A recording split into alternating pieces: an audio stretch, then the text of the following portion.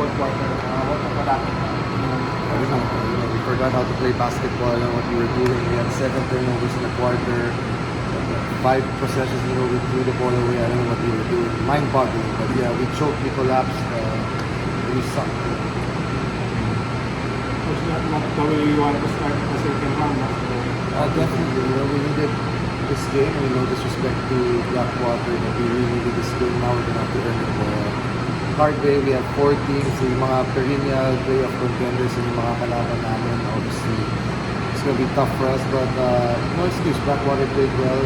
We made the right adjustments. We didn't have answers. We couldn't score. I don't know what we were doing in the fourth quarter. It looked like we were pretty much in control for close to the three quarters.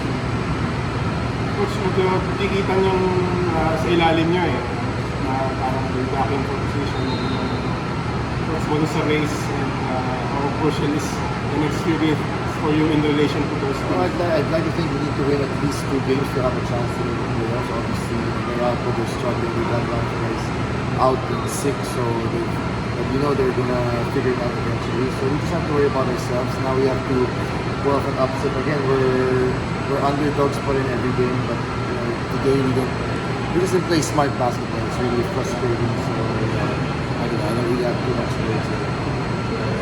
Gusto ko na si Richie, coach, kasi yata sobrang out ng last He just had a little gash in his knee. He's fine.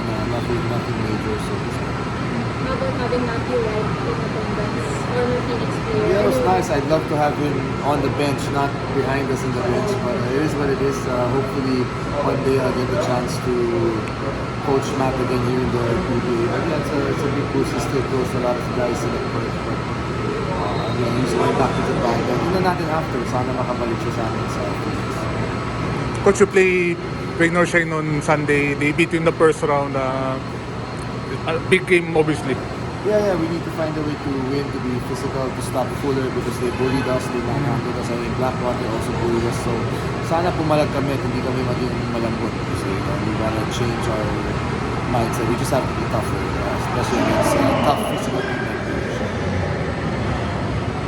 Coach, thank you.